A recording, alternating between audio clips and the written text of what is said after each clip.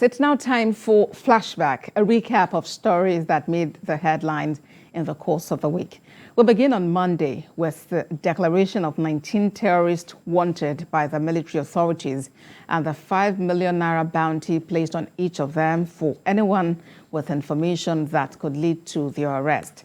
The details of the terrorists were contained in a poster released by the Director, Defense Information, Major General Jimmy Akpo, on Monday.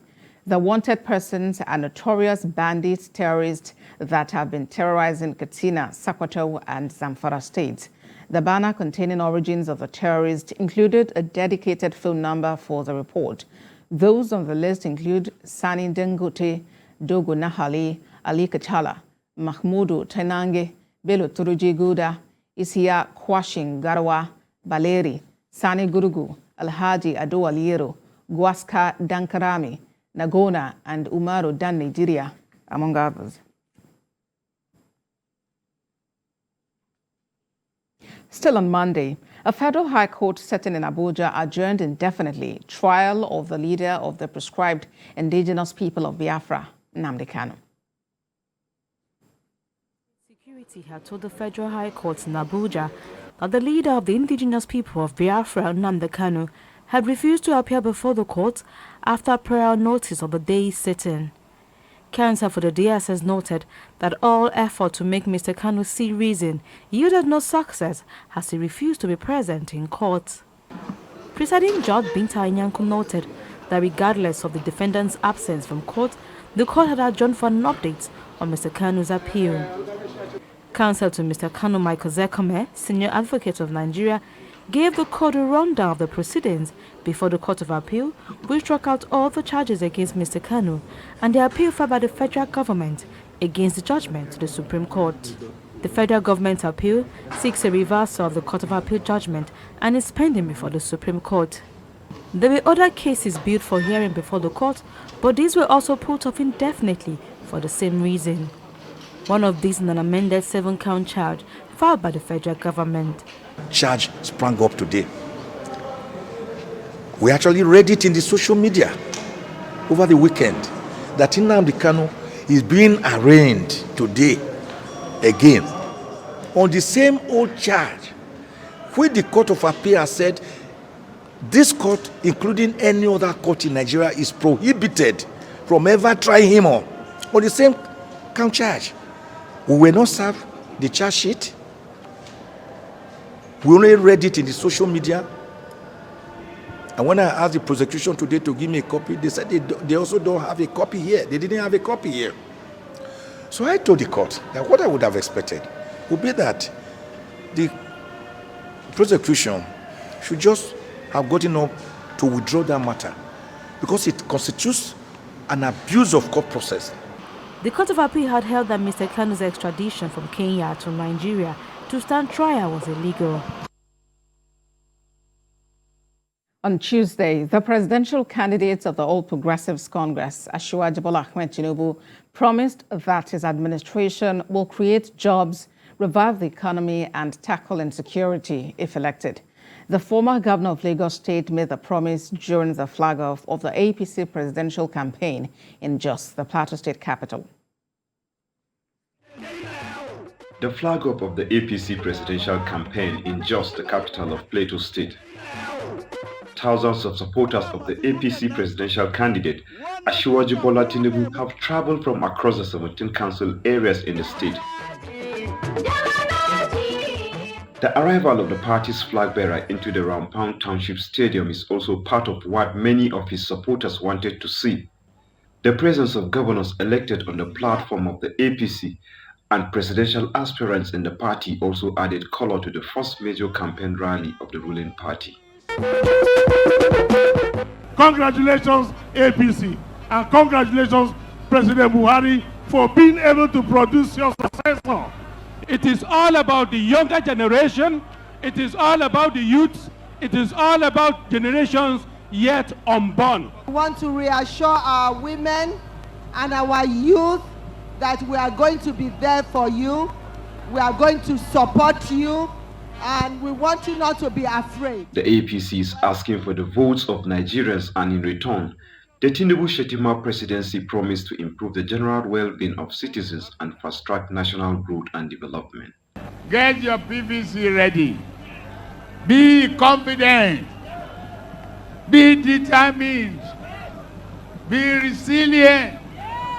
Know you have two brothers, Shettima and Ahmed Bola Tinubu, to do the job. He is a man our country needs now. Asiwaju is a man of the people, all of the people, and in all parts of the country. We assure you that we are going to have more than 2/3 of the senators of Nigeria. His words. President Muhammadu Buhari's presence was a confirmation of his commitment to campaign for the election of his party's flag bearer, Bola Tinubu, as president. The president is also confident that Asiwaju Bola Tinubu will win the election and ensure good governance in running his administration.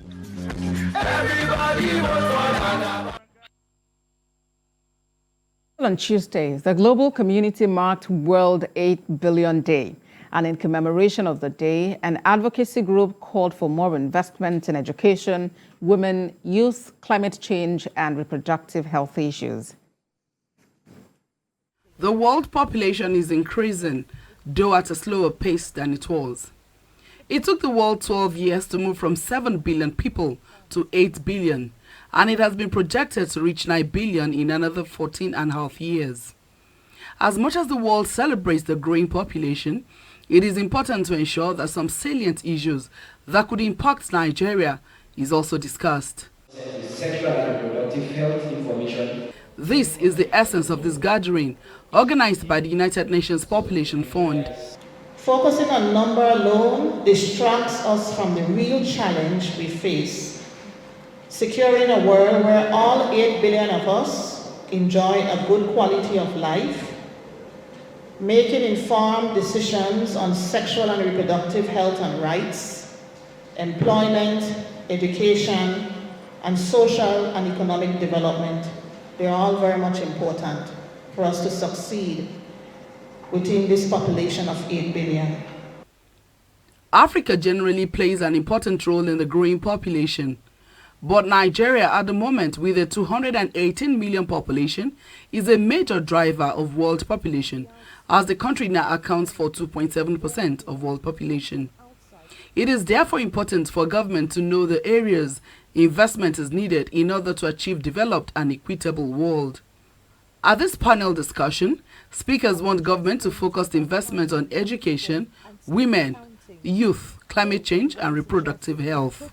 It's also important that the type of education is good, that when a child goes to school, they could be able to learn what they need to learn to improve their lives and to live a fulfilled life.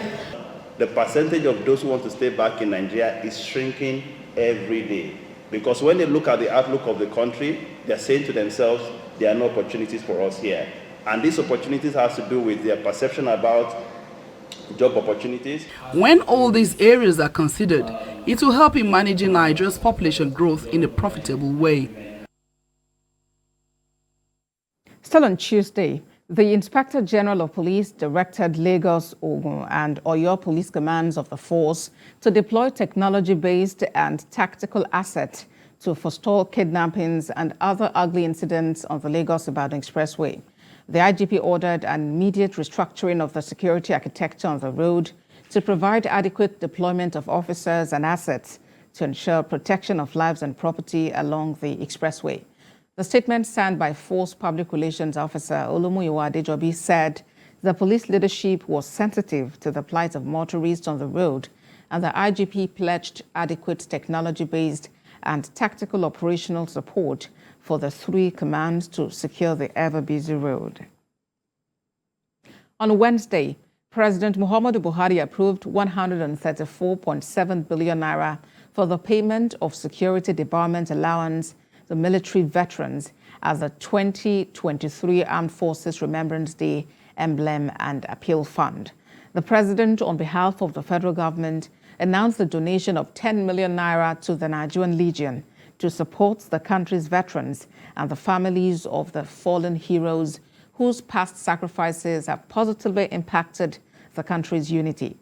During the brief ceremony, which took place shortly before the weekly Federal Executive Council meeting, President Buhari commended the armed forces for their efforts at making the country safe and assured them of his administration's continued support for improvement in services delivery. The choice of 15th January as the Armed Forces Remembrance Day celebration is symbolic because it marked the end of the Nigerian Civil War. The occasion gives cause for reflection and reminds us of the sacrifice made by our armed forces in preserving the unity of the country and highlights the need for us to guard this unity jealously. Still in the week under review, there was a mild drama on Wednesday at the Senate chambers when lawmakers debated the CBN's policy to redesign the Naira notes.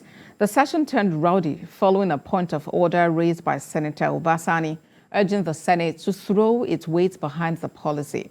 While some lawmakers supported the motion with a call on the CBN to extend deadline for implementation, others asked the Senate not to interfere with the decision of the Apex Bank. The CBN's decision on its new policy to redesign the Naira notes is still generating concerns in several quarters in the country. The CBN governor's insistence on redesigning Nigeria's banknotes has already caused a ripple effect on the country's economy with an unstable forex rate and rising inflation. At the resumption of plenary, the chairman of the Senate's Committee on Banking, Insurance and Other Financial Institutions, Senator Obasani, came under Order 41 and 51 of the Senate's standing orders for the Senate to wade into the matter by supporting the adoption of the policy. Mandate the Committee on Banking, Insurance and Other Financial Institutions to embark on an aggressive oversight to ensure that Nigerians are adequately protected from the CBN banks and other agencies involved in the process. Some of his colleagues who supported the motion believe the new policy is a positive development, but urged the CBN governor to extend the implementation deadline set by the CBN.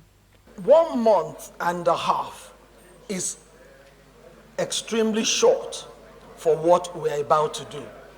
Because if you withdraw 1 trillion from this economy at once in a month, the ripple effect will affect everybody. Some lawmakers strongly kicked against the Senate's intervention, arguing that the matter does not fall within its jurisdiction and the CBN governor did not seek their opinion on the matter.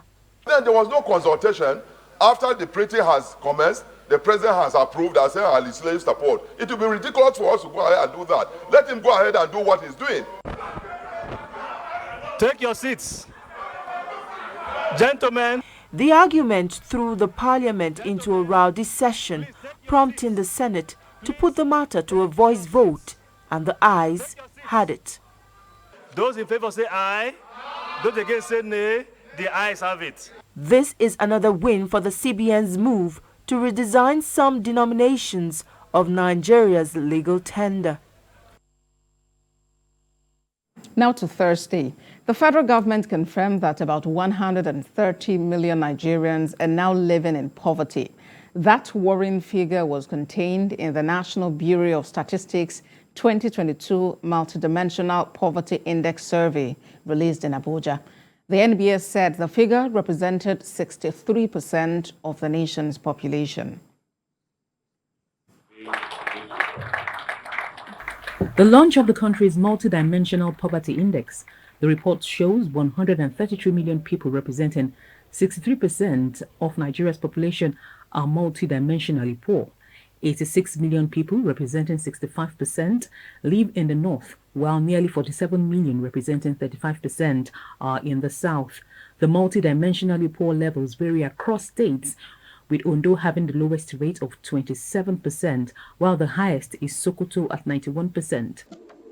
The Multidimensional Poverty Index survey is arguably one of the largest surveys to be undertaken by MDS, with the largest sample size of 56,610 households that we selected across 109 senatorial districts in 36 states and federal capital of the Federation. The president, who is represented by the chief of staff, says the data gives an in-depth insight into the state of poverty in the country and will definitely help in shaping policies aimed at poverty alleviation. Nigeria is, of course, as we know, a large and diverse country. Using the disaggregation to show the vast range in the level of poverty, we can see. The study also included children, and it showed 67.5% of children aged 0 to 17 are multidimensionally poor. It revealed over half of poor children lack the intellectual stimulation that is necessary for early childhood development. This report provides a more comprehensive view of poverty by not only revealing who is poor, but in what way and to what degree of intensity, turning it into a very practical resource for addressing the problem of poverty in all its forms and dimensions. Poverty is a nationwide problem in Nigeria, but its nature is different in different parts of the country. So intervention should really be tailored to the deprivation profile of each state, if not lower, making them our interventions of support efficient and of higher impact. The Multidimensional Poverty Index captures the percentage of households in a country deprived along 3 dimensions of health, education, and living standards. And the just included survey in Nigeria, however, included a new dimension of work and shocks. Still on Thursday, Chairman of the Economic and Financial Crimes Commission, Abdurrashid Bawa, revealed that more governors were under the radar of the Anti-Graft Agency for suspicion of money laundering. The Anti-Graft Agency chairman, however, refused to disclose the exact number and identity of those the commission is currently investigating. This move came at a time the federal government planned to redesign the Naira and phase out old currency notes. Abdurrashid Bawa told State House correspondent in Abuja that the Naira redesigning is an opportunity for the government to regain control over the cash flow in the country. The result, was a very successful one, and we are analyzing the facts that we have gathered, and we'll continue to do that, until, of course, the information is otherwise. Successful in the sense that we got an intel that says that there is this, and then we went for it, and then we realized that yes, it is true. And then, of course, based on our mandate of fighting crime, we realized that yes, the funds and intel is leading towards that, and that is why it is successful. Of course, recoveries were made, and recoveries will continue to be made. I don't want to mention figures in terms of the amount, but it is huge. Now to Friday. The presidential candidate of the People's Democratic Party, Atiku Abubakar, and his running mate, Ifeanyi Okowa, met with former President Goodluck Jonathan in Abuja. While Atiku Abubakar did not share details of the discussions, the Delta State Governor, Ifeanyi Okowa, said it was centered on plans to recover Nigeria.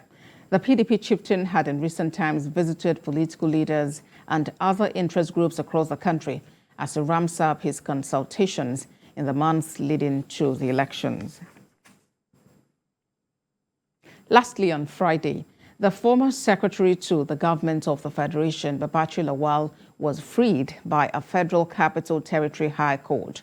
However, the Economic and Financial Crimes Commission said it planned to appeal the ruling of Justice Charles Agbaza that sets the former SGF free. This step by the EFCC is coming after the court dismissed the 10-count charge of corruption brought against the former secretary to the government of the Federation, Babachi Lawal. Mr. Lawal and 5 others were discharged and acquitted from the 544 million naira contract fraud offense brought against them by the EFCC, as the court held that the Anti-Graft Agency failed to establish a case against the former SGF and the co-defendants.